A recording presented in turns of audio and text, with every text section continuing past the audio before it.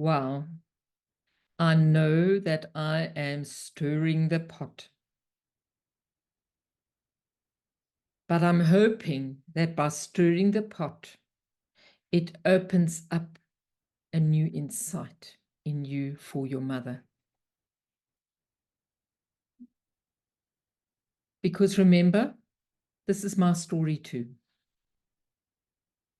So now let's get to the next step.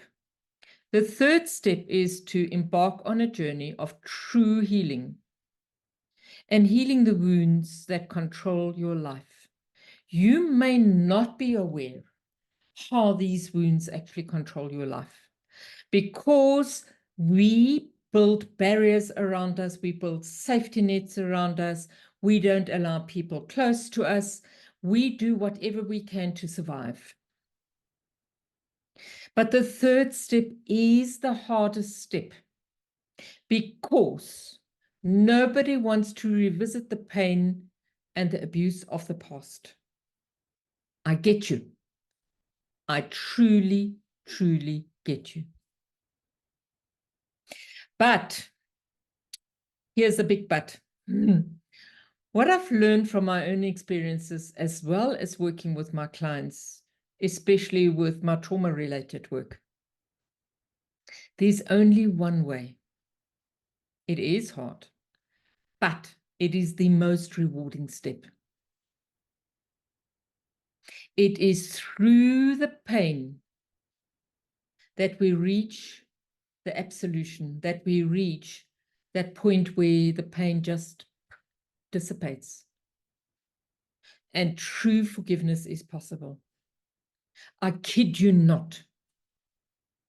I am so aware of each and every one of what happened to me. I'm aware of the abuse. I know about the abuse, but it has no trigger of a wound for me.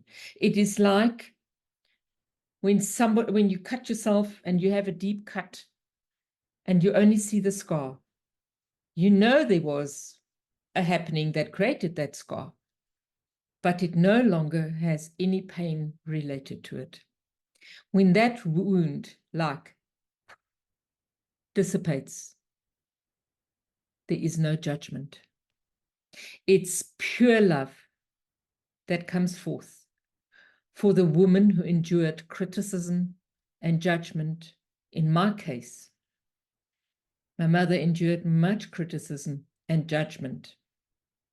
Yet she followed through, carrying me into her life and doing the best she could. She knew she did not want this child.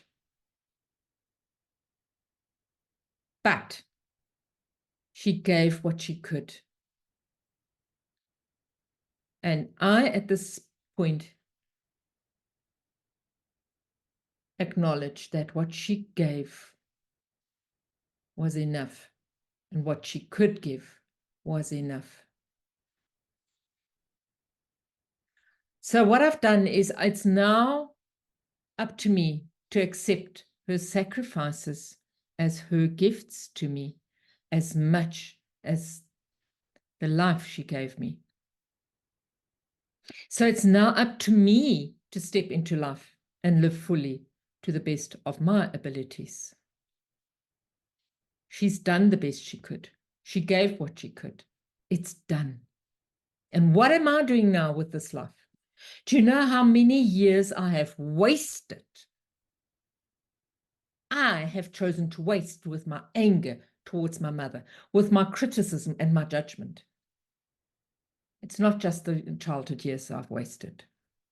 I've wasted a lot of the good that came with it. And I've had good in life. And I celebrate the good in life that I had. But I'm now including my mother fully into this absolute positivity that I feel in my life. I have walked the journey through my wounds, from hatred to love. Today, I'm in absolute peace with my mother and all that has happened to me. Remember, I asked you these questions around, Do you have peace on all aspects? My mother was not perfect, but she was the best mother she could be. And with that, I have forgiveness also for myself, or acknowledgement and acceptance and peace within myself that I, as a mother, was not perfect. I also only did the best I could. I'm not perfect, but I'm enough as the person that I am, as the mother that I am and the grandmother that I am. What I give wholeheartedly. And what I don't have to give, there cannot be any extra expectations on me.